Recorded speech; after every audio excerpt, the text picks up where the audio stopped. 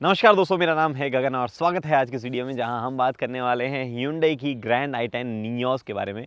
Update आ चुका है 2023 में, क्या क्या चीज़ें बदली है उसकी बात करेंगे, क्या क्या चीज़ें नहीं बदली है, जो प्राइस बढ़ी है वर्थ इट है या नहीं है, क्या पसंद है क्या नहीं पसंद है, सबकी बात मैं करने वाला हूँ। चलिए ओके, तो चाबी से शुरुआत करते हैं। और Hyundai ने भैया यहाँ फरियादें सुनी है कसम से। एक तो पहले Hyundai को अप्रिशिएट किया जाना चाहिए कि आज भी वो 2 चाबी देते हैं प्रॉपर, जो कि एक अच्छी चीज़ है। कुछ कुछ मामलों में उनको अप्रिशिएट किया जाना चाहिए, क्वालिटी वालिटी कई जगहों पे। बट एनीवे, अभी उनकी कुछ ऐसी बातें हैं जहाँ पे अप्रिशिएट नहीं करने वाली चीज़ होगी, वो भी बताएंगे। बट फरियादें क्या सुनी गई है? वेल, जब इसको लॉक अनलॉक करते थे तो इसका मेन हॉर्न जोरदार आवाज़ करता था, बहुत बड़ी प्रॉब्लम थी। मैंने तो वीडियो भी बना दिया था कि उसको बंद करने के क्या क्या तरीके हैं।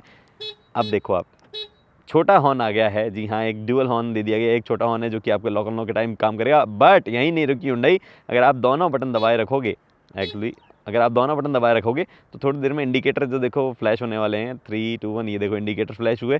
इसका मतलब है आप आवाज़ बंद कर चुके हो। अब गाड़ी लॉक अनलॉक करोगे तो आवाज़ नहीं आएगी, विच is a very very good thing. मज़ा आ गया ये चीज़ देखकर, और Hyundai को फुल मार्क्स जो है इस चीज़ के लिए देने पड़ेंगे। अब उसके बाद में जो है आगे की तरफ चेंजेस क्या हुए हैं? वेल, हेडलाइट जो है ऑलमोस्ट सेम है पहले जैसी, कोई भी ऐसा चेंजेस नहीं है। यहाँ चेंज किया गया है, आपको फॉग लैंप जो है वो हटा दिया गया है। उसकी जगह DRL कुछ इस तरीके की दी गई है। पहले वाली DRL जो है वो नहीं है, अब इस तरीके की DRL आती है। थोड़ा बहुत ओवरऑल चेंज फ्रंट बम्पर जो है उसमें ही किया गया है, उसके अलावा कोई भी चेंज आगे जो है वो नहीं है। साइड में आओगे तो आपके पास में ये अलॉय व्हील्स है, इसमें चेंज किया गया है। 175/60 R15 ये अलॉय व्हील यहाँ पे रखे गए हैं। अब ये अलॉय व्हील जो है टॉप एंड में साइज़ तो वही है, डिज़ाइन चेंज हुई है। वैसे ये ब्लू नहीं आ रहा है यहाँ पे, ये पन्नी लग रही है। डीलरशिप की गाड़ी है तो मैं इतना ज़्यादा हर एक चीज़ फाड़ना फूड़ना नहीं चाहता, इसलिए मैंने उतारे नहीं।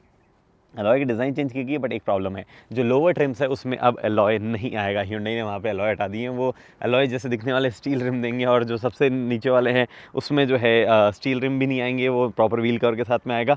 और सबसे बेस वाले में व्हील कवर भी नहीं आएगा, तो वो एक नेगेटिव चीज़ हो गई है लोअर ट्रिम्स के लिए। हालांकि जो लोअर ट्रिम्स है उनमें सेफ्टी वेफ्टी के हिसाब से तो कुछ चीज़ें अपडेट की गई है, जिसकी अभी बाद में ओवरऑल अंदर जाते जाते हर एक चीज़ को एक्सप्लेन करते हुए करूँगा। साइड में सेम चीज़ है, कुछ भी चेंजेस नहीं है। यहाँ पे आपके पास में रिक्वेस्ट सेंसर जो है वो आता ही है। गाड़ी की थोड़ी सी लंबाई बढ़ गई है कुछ से। वो प्रॉब्ली ये बम्पर के जो चेंजेस है उसकी वजह से बढ़ी है शायद, या फिर ये पीछे जो रेड वाली लाइट डाली है इसकी वजह से बढ़ी है। बताता हूँ पीछे क्या बड़ा है। ये देखो आप, पीछे टेल लाइट जो है वो ऐसे कनेक्टेड वाली फील के साथ में यहाँ पे दी जा रही है। उसके अलावा ऐसा कोई भी डिफरेंस जो है यहाँ पे नहीं है आपके पास में।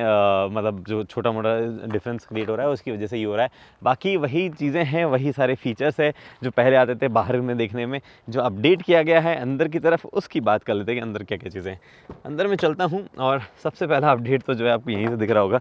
बट उससे पहले मैं आपको बता दूं कि सीट्स जो है वो अपडेट की गई है। सीट का टेक्सचर अपडेट किया गया है। ओवरऑल बैठने बैठने में तो उसी तरीके की ये लग रही है जैसे पहले लगती थी, पर ओवरऑल सीट का टेक्सचर जो है, मटीरियल वगैरह जो है वो इंप्रूव किया गया है। अब Hyundai कहीं भी मटीरियल में कोताही नहीं बरतता है, ये बात तो फैक्ट है। हमने जो है ओवर द टाइम देखा है, कहीं पर भी ऐसा चीप मटीरियल वगैरह जो है वो नहीं इस्तेमाल किया जाता है।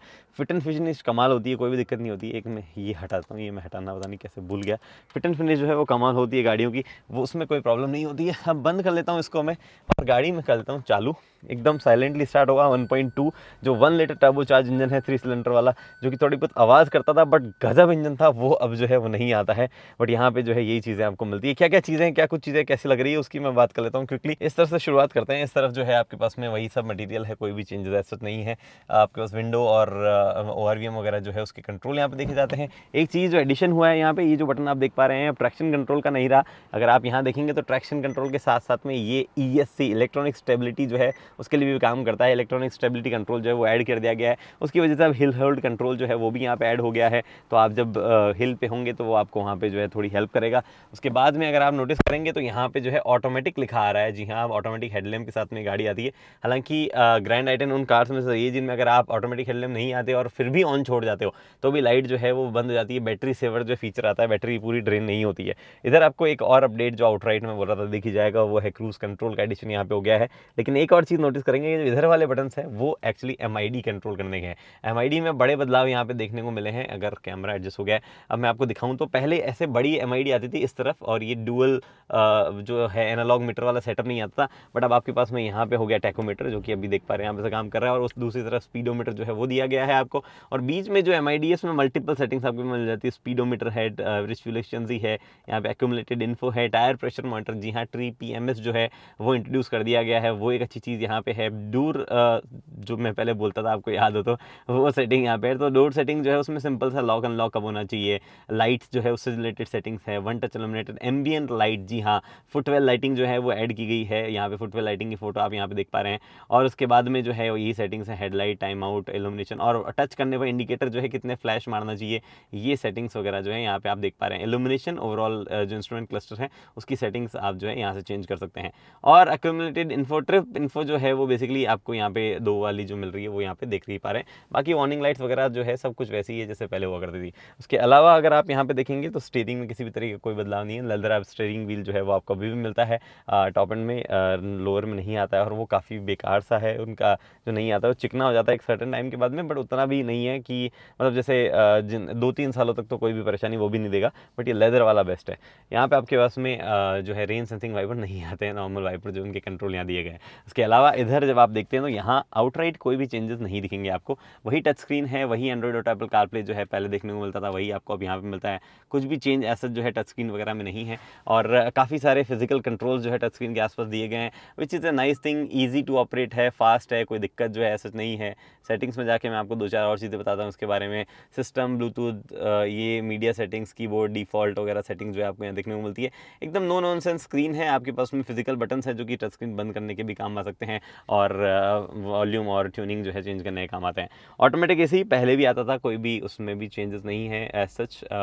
मैं पंखा कर देता हूँ स्लो, फैन अदरवाइज आवाज़ करेगा, और वही फीचर्स इको कोटिंग वगैरह वाले जैसे फीचर्स आते हैं। नीचे की तरफ अगर आप देखेंगे, एक्चुअली कैमरा हिल गया मेरा, नीचे की तरफ आपको जो है कुछ और चेंजेस देखने को मिलेंगे।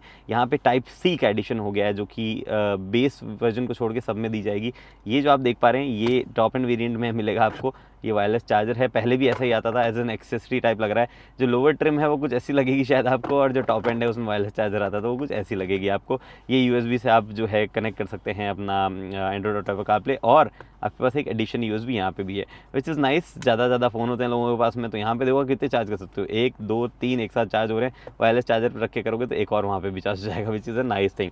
एनीवे, उसके बाद में आपके पास में ये अवेलेबल है ग्लव बॉक्स। ग्लव बॉक्स के अंदर जो है कूल ग्लव बॉक्स का फीचर जो है वो यहाँ टॉप एंड में दिया जा रहा है, जो कि आप यहाँ पे देख ही पा रहे हैं। उसके अलावा ऊपर की तरफ आपके पास नॉर्मल डे नाइट IRVM है, सबसे बेस वेरिएंट में नहीं आता है, जो कि एक सेफ्टी हज़ार्ड हो सकता है कई लोगों के लिए। वैनिटी मिरर यहाँ पे दिया गया है, इस तरफ भी वैनिटी मिरर नहीं है, एक्चुअली मुझे लगा था आएगा, और ये ऑब्वियसली एक्सटेंड तो किसी भी सूरत हाल में नहीं होने वाली चीज़ है, तो इसकी तो मैं उम्मीद कर भी नहीं रहा था। उसके अलावा इधर जो है कोई भी चेंज ऐसा नहीं दिख पा रहा है किसी भी तरीके का। जो ये गियर बॉक्स भी आप देख पा रहे हैं सेम है, इंजन में किसी भी तरीके का कोई बदलाव नहीं है। अभी चला के भी मैं आपको बताता हूँ कि कहीं कोई ऐसी चीज़ है जो मेरे को चलाने में डिफरेंस महसूस हुई या क्या चीज़। सीट वगैरह जो है वो डेफिनेटली चेंज जरूर हुई है, बस उसकी वजह से सीटिंग स्पेस में कोई बदलाव नहीं है। रियर में जाके बता ही देता हूँ मैं आपको, रियर में जो है कोई भी तरीके का किसी भी तरीके का कोई बदलाव नहीं है। इतना स्पेस पहले आता था, इतना स्पेस अब आ रहा है। थोड़ा सा रिक्लाइन कम हुई है, हल्की सी रिक्लाइन और ज़्यादा हो गई है। बाकी कोई भी ऐसा जो है कोई चेंजेस नहीं है, अच्छा स्पेस आता था। और जो लास्ट ग्रैंड आइटन जब ग्रैंड आइटन नियर्स हुई थी तब से इसकी जो है ओवरऑल थाई सपोर्ट जो है वो भी अच्छी हो गई है। तो ये उन गाड़ियों में से है इस बजट में जहाँ पे रियर सीट में बैठने में कंफर्ट जो है वो आपको महसूस होगा, उसमें कोई भी शिकायत जो है ऐसे ज़्यादा आप नहीं करोगे। अभी एक और चीज़, Hyundai का कहना है कि उन्होंने बर्गलर अलार्म जो है वो ऐड किया गया है इमोबिलाइज़र के साथ में। हालांकि वो किसी भी तरीके से कोई सेटिंग या किसी भी तरीके से मैं उसको बजा के नहीं देख पाया हूँ, तो कैसे काम करता है उसके बारे में मेरे को कोई ऐसा ज़्यादा आइडिया नहीं है।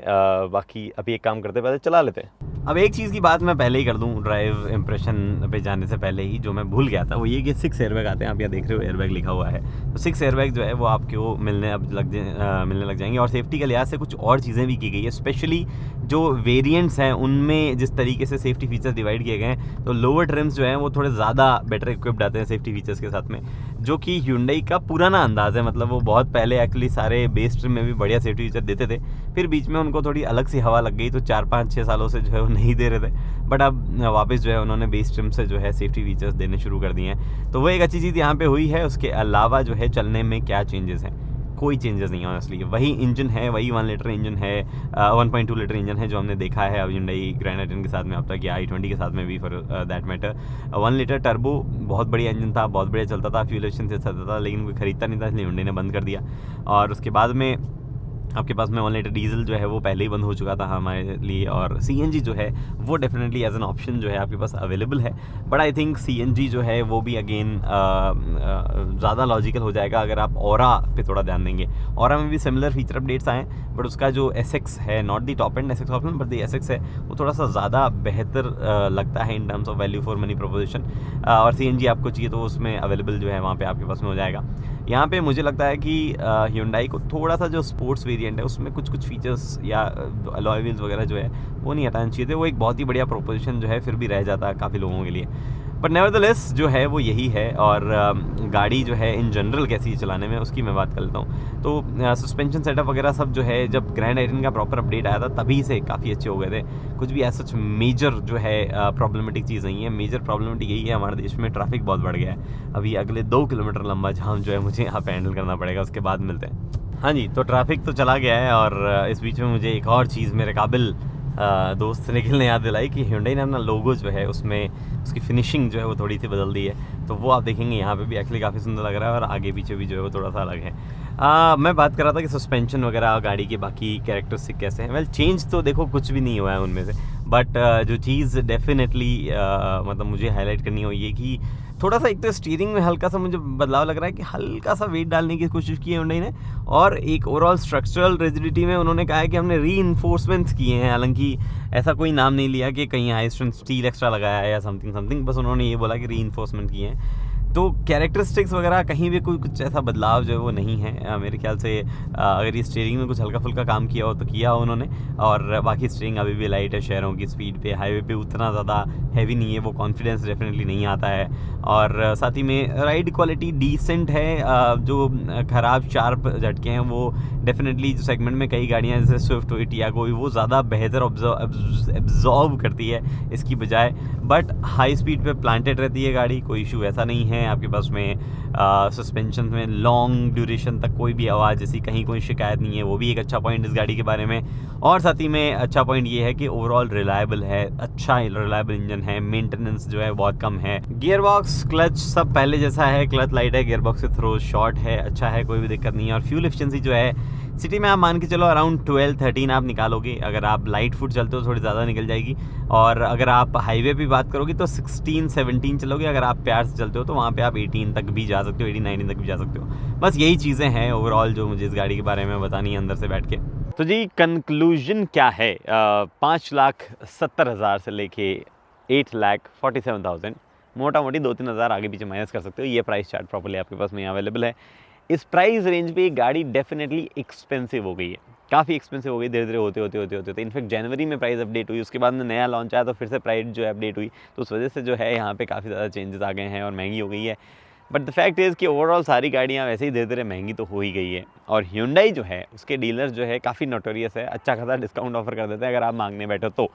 लेकिन वो डिस्काउंट अभी थोड़ा टाइम बाद में अवेलेबल होगा, तब जाके फिर भी एक वैल्यू फॉर मनी प्रोपोजिशन से सोचा जा सकता है। अभी फिलहाल के लिए मैं ये बोलूँगा कि ठीक है, अपडेट हुआ है और जो चेंजेस आए हैं विच आर गुड। ये गाड़ी वैसे बहुत लॉजिकल हुआ करती थी, बट प्राइस की वजह से अब थोड़ी कम लॉजिकल हो गई, बट अभी भी आपके लिए कंसिडर करने लायक डेफिनेटली ये गाड़ी है। फिलहाल इस वीडियो में इतना ही दोस्तों, ग्रैंड आई10 नियोस के बारे में, और कुछ और चीज़ें हैं नियोस के बारे में, कुछ और सवाल है आपके तो वो आप मुझसे पूछ सकते हैं। अगली वीडियो में दोस्तों हेलमेट पहनिए, सीट बेल्ट पहनिए, सुरक्षित चलिए। धन्यवाद।